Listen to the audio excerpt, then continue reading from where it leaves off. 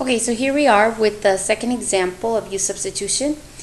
And in this case, I'm going to be using trigonometry. And the first thing I see is that I have a tangent squared and a secant squared. If I rewrite that, that would be tangent of x, the entire quantity or the entire function squared, and then secant of x, the entire function squared dx. And so now I have to pick u. What is u going to be? And sometimes that's the hardest part for students. My little hint is that I always think of the function that's in the most complicated location. But right now, both of these are kind of in the same equal of complicated. They're both squared and they're being multiplied, and they're both trig functions. So the second thing would be, if I take the derivative of one of them, is the derivative show up in the integral.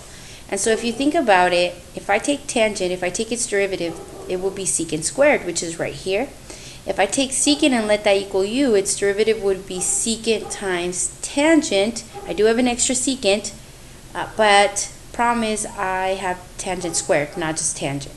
So it looks to me like tangent is a better choice. So I'll just let u equal tangent of x.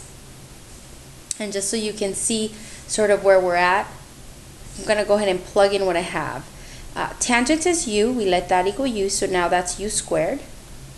But I still have, and I'll just put this in yellow, I still have a secant of x, and I'll go ahead and bring the squared back in, dx. Now, from the first video, I told you cannot have u's and x's, so you've got to replace this yellow expression with something that has u's, and specifically a du in it.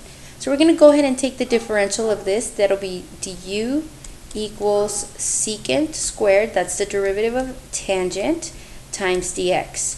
And actually this is even better than the first example. If you notice this right here, secant squared x is exactly what we have here. So there's no need to prep or solve for dx or move any constants around. This is a perfect match.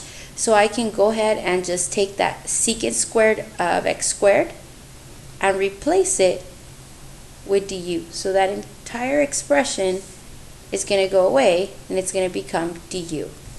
So let me rewrite that. That'll be u squared du. And now I'm ready to take the antiderivative. The antiderivative of u squared is going to be u cubed times a third plus c. Okay, now we can't leave it like this. So in terms of u, we got to go back and put our x's. So this tangent is going to come and replace the u.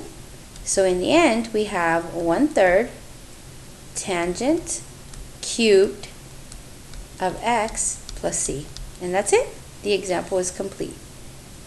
As you can see, I have more examples here lined up. So if you're still struggling, or if you just want to see some more to make sure you're on the right path, you can go ahead and check out the next video.